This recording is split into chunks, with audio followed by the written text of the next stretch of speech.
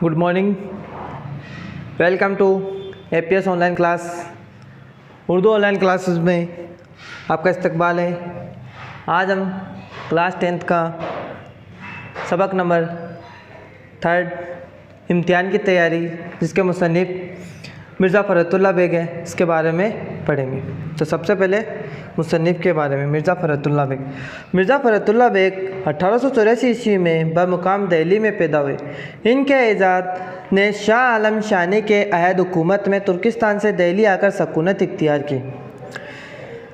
मिर्ज़ा ने अपनी इब्तदाई तालीम घर पर हासिल करने के बाद दिल्ली के मिशन कॉलेज में दाखिला लेकर अंग्रेज़ी तालीम हासिल की और बीए की सिंध पाई। दिल्ली में दौरान तालीम डिप्टी नज़ीर अहमद से उनकी मुलाकात हुई।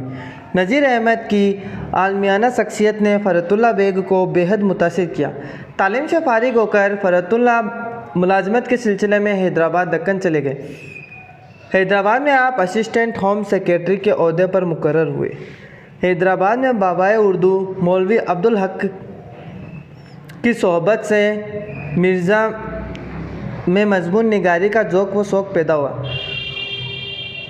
मिर्ज़ा फ़रहतुल्लाह बेग का शुमार उर्दू के तंज व मिज़ा निगारी की सिफ़ अव्वल में होता है।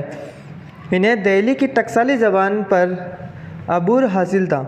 रोज़मर्रा अल्फाज और मुहावरात का इस्तेमाल सूखी व ज़राफ़त, संगुफ्ता बयानी, बेसाख्तगी व रूहानी और तंज की लिताफ़त इनके तर्ज़ तहरीक को दिलकश और बाअसर बना देती है। फ़रहतुल्लाह बेग की तसानीफ़ में नज़ीर अहमद की कहानी, कुछ उनकी कुछ मेरी ज़ुबानी, दिल्ली का आखिरी यादगार मुशायरा, फूल वालों की शेर और मिज़ामिन फ़रहत काबिल तारीफ़ है। फ़रहतुल्लाह बेग का इंतकाल 1947 ईस्वी में हुआ। यह इनकी हालात ज़िंदगी थी। अब इस सबक में क्या बात बताई गई है उसके बारे में। सबक इम्तिहान की तैयारी में मिर्ज़ा ने तालबा की नफ्सियात को मद्देनज़र रखते हुए अपने ख़यालात का इजहार किया है। उनका यह नज़रिया है कि इम्तिहान किसी दरसी जमात का हो या ज़िंदगी का, इम्तिहान होता है। इम्तिहान देने वाले को तसल्ली, मेहनत, सोई और सिलसिलेवार तैयारी को मलहूज़ रखना चाहिए। इम्तिहान को बोझ समझकर डरना नहीं चाहिए। अगर इम्तिहान देने वाले अल्लाह ताला की ज़ात पर भरोसा रखते हुए अपने मकसद की तकमील के लिए मेहनत व मुशक्क़त के साथ कोशिश करें तो अल्लाह ताला इन्हें कामयाब व कामरानी अता फरमाता है। अब चैप्टर इम्तिहान की तैयारी। लोग इम्तिहान के नाम से घबराते हैं, लेकिन मुझे उनके घबराने पर हंसी आती है। आखिर इम्तिहान में ऐसा क्या होता है? दो ही सूरतें, फेल या पास। इस साल पास न हुए, आइंदा साल सही। मैं अपने दोस्तों और हम जमातों को देखता था कि जो इम्तिहान के दिन करीब आते जाते इनके हवास पूरा, उनका दिमाग मुख्तलिफ और उनकी सूरतें इतनी सी निकल आती हैं। बंदा दरगाह पर इम्तिहान का ना रत्ती बराबर पहले असर था और न ही इसके ख़त्म हो जाने का अफसोस। उम्मीदवारों का जमा, नई नई सूरतें, अजीब अजीब ख़यालात, ये ऐसी चीज़ें हैं जिनसे कभी दिल शेर नहीं हो सकता। जी चाहता है कि तमाम उम्र इम्तिहान होए जाते, लेकिन पढ़ने और याद करने की शर्त उठा दीजिए। मेरी सुनिए। यह मुसन्निफ़ बता रहा अपने बारे में। 2 साल में लॉ क्लास का कोर्स पूरा किया, मगर किस तरह शाम को यारों के साथ टहलने निकलता, वापसी के वक्त लॉ क्लास में झांक आता। मुंशी साहब दोस्त थे और लेक्चर पढ़ाने में मुस्तरुक। हाज़िरी की तकमील में कुछ दुश्वारी न थी। अब आप ही बताइए कि लॉ क्लास में शरीक होने से मेरी किसी मशगुला में फ़र्क आ सकता था। वालिद साहब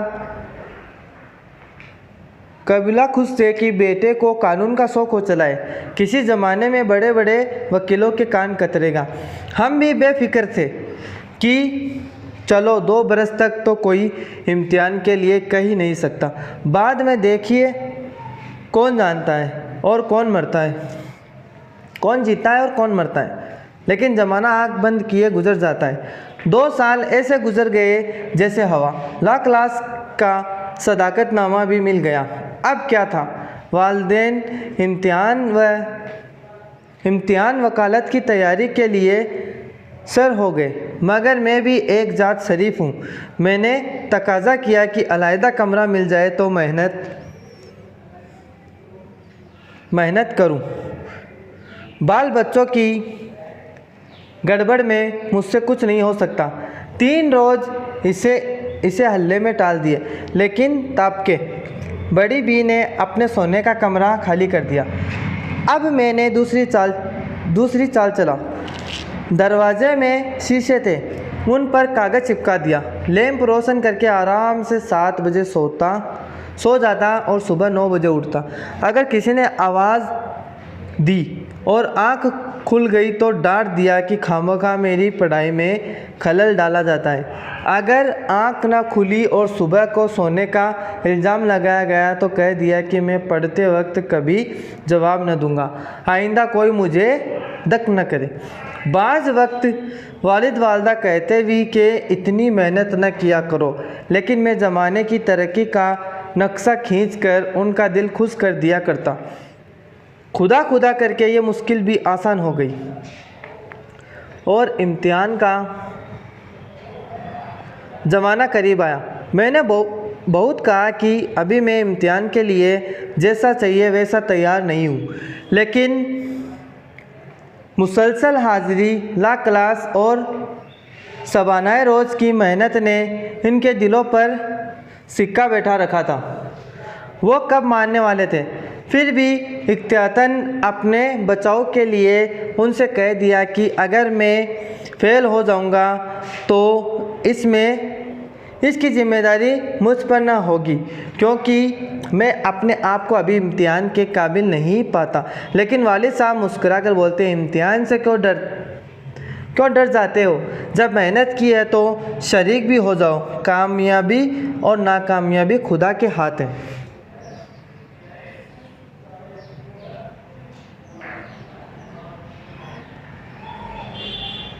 अब इसके सवाल जवाब।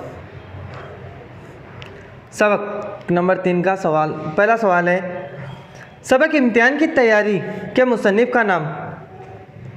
तो सबक इम्तिहान की तैयारी के मुसन्निफ़ का नाम मिर्ज़ा फ़रतुल्लाह बेग। फ़रतुल्लाह बेग की पैदाइश कब और कहाँ हुई? फ़रतुल्लाह बेग की पैदाइश 1884 ईस्वी में दिल्ली में हुई। इम्तिहान में कौन सी 2 सूरतें होती है? इम्तिहान में फेल या पास 2 सूरतें होती हैं। फ़रतुल्लाह बेग के वालिद इम्तिहान से मुतालिक क्या कहा करते थे? फ़रतुल्लाह बेग के वालिदैन इम्तिहान से मुतालिक कहा करते थे कि इतनी मेहनत न किया करो। 5वां सवाल, फ़रतुल्लाह बेग ने लॉ क्लास का कोर्स किस तरह पूरा किया? फ़रतुल्लाह बेग ने 2 साल में लॉ क्लास का कोर्स पूरा किया, मगर लगातार कॉलेज न गए। जब शाम को दोस्तों के साथ टहलने निकलते तो वापसी के वक्त लॉ क्लास में झांक आते।